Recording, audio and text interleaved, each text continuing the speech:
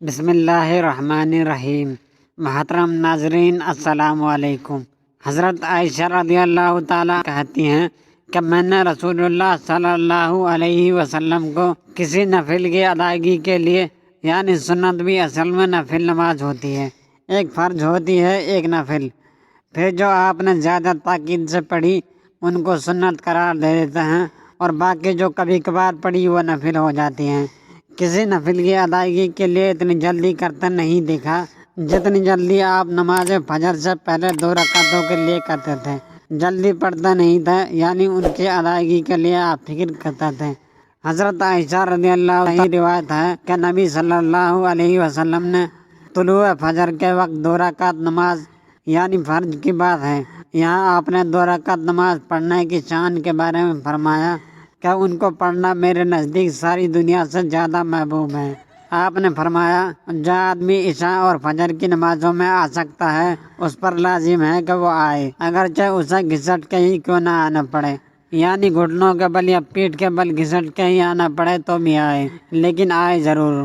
کیوں؟ اس لیے کہ جو شخص فجر کی نماز پڑھتا ہے وہ اللہ کی حفاظت میں آ جاتا ہے۔ رسول اللہ صلی اللہ علیہ وسلم نے فرمایا جس نے صبح کی نماز پڑھی بس وہ اللہ کے ذمہ ہے، اللہ کی حفاظت میں ہے، اللہ کے ذمہ ہو گیا۔ بس اللہ تم سے اپنی حفاظت کے بارے میں کسی چیز کا مطالبہ نہ کرے۔ کیا مطلب ہے اس کا؟ یعنی جو اللہ کے ذمہ ہے اس پر کوئی ظلم نہ کرے اور ظلم کر کے اللہ کے سامنے جواب دہ نہ ہو، اس لیے کہ جس سے اللہ پوچھے گا، مطالبہ کرے گا، یقیناً اسے اپنی گرفت میں لے لے گا اور لے کر منہ کے بل جہنم میں پھینک دے گا۔ اس سے کیا بات پتہ چلتی ہے کہ جو شخص فجر کی نماز کی حفاظت کرتا ہے وہ اللہ کے قریب ہو جاتا ہے، اللہ کی حفاظت میں ہو جاتا ہے۔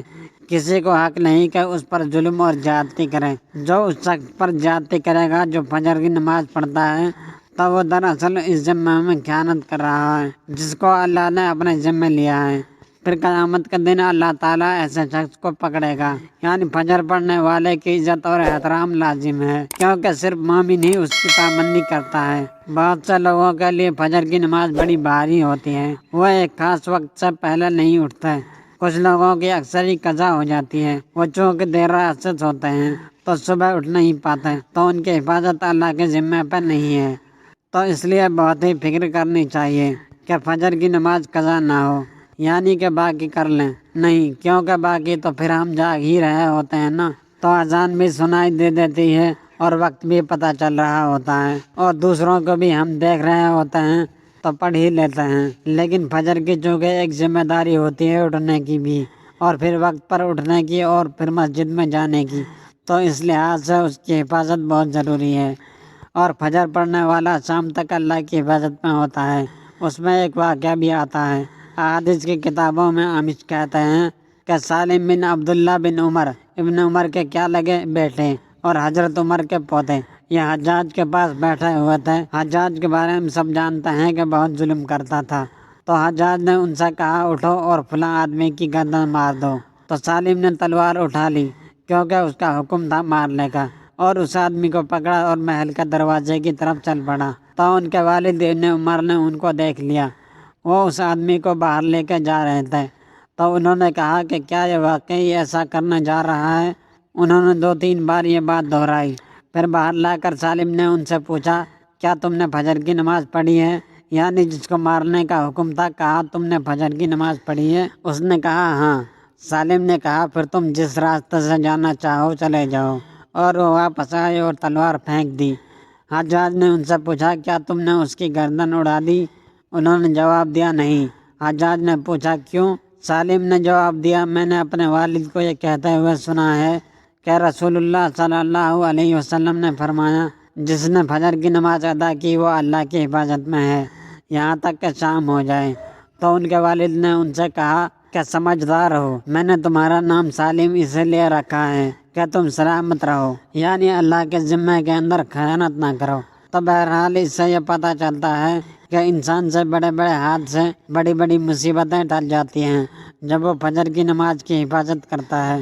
اب تو الحمدللہ ہر شخص کے موبائل پر الارم ہوتا ہے اور موبائل ہر شخص کے سرانے ہوتا ہے، تو کوئی بھی یہ نہیں کہہ سکتا کہ میں صبح نہیں اٹھ پایا۔ ایک نہیں 2-3 الارم لگا لیں، 5 منٹ کے وقفے پر رکھ لیں اس کو، کیونکہ جو شخص یہ 2 نمازیں پڑھے گا، بخاری شریف میں آتا ہے، وہ جنت میں داخل ہوگا۔ ایک اور روایت میں آتا ہے وہ آدمی ہرگز دوزخ میں نہیں جائے گا جس نے سورج نکلنے سے پہلے اور سورج کے غروب ہونے سے پہلے کی نماز پڑھی، یعنی فجر اور عصر کی۔ اور پھر آپ نے فرمایا ان نمازوں میں سستی نہ کرو اگر تم اللہ کا دیدار کرنا چاہتے ہو، اس طرح کہ جیسے تم 14ویں کے چاند کو دیکھتے ہو، اور تمہیں کوئی دھکم پیل کا بھی واسطہ نہیں پڑے گا، یعنی جو ان نمازوں کی حفاظت کرتا ہے وہ اللہ کے دیدار کے قابل ہوگا۔ اور پھر بعض اوقات لوگ رات کو قیام کرتے ہیں، آخری حصے میں سو کے فجر کی قضا کر دیتے ہیں۔ کیا ہے تہجد کے لیے اٹھے تھے، آنکھ نہیں کھلی فجر کے لیے، تو یہ نہیں ہونا چاہیے۔ عمر رضی اللہ عنہ کہتے ہیں میں صبح کی نماز باجماعت پڑھوں، یہ مجھے اس سے زیادہ محبوب ہے کہ میں ساری رات قیام کروں۔ ساری رات کے نوافل سے زیادہ محبوب ہے کہ فجر کی نماز جماعت کے ساتھ پڑھوں۔ ہاں، منافق پر فجر کی نماز بہت بھاری ہوتی ہے، تو منافقت سے بچنے کے لیے، نفاق سے بچنے کے لیے اس نماز کی پابندی ضروری ہے۔ ابی بن کعب کہتے ہیں ایک روز رسول اللہ صلی اللہ علیہ وسلم نے ہمیں صبح کی نماز پڑھائی، اس کے بعد فرمایا کیا فلاں حاضر ہے؟ لوگوں نے کہا نہیں۔ آپ نے پوچھا کیا فلاں آیا ہے؟ لوگوں نے کہا نہیں۔ آپ نے فرمایا بلا شبہ یہ 2 نمازیں منافقوں پر سب سے بھاری ہیں، سب نمازوں سے زیادہ بھاری ہیں، فجر اور عشاء۔ اور اگر تمہیں معلوم ہو کہ ان میں کیا کچھ اجر و ثواب ہے تو تم ان میں ضرور آؤ، کھا گھٹنوں کا بل ہی کیوں نہ آنا پڑے۔ تو اس لیے خود بھی اور اپنے گھر والوں کو بھی، اپنے بچوں کو بھی اس کی پابندی کرائیں۔ اللہ تعالی ہم سب کو ان نمازوں کی پابندی کرنے کی توفیق عطا فرمائیں۔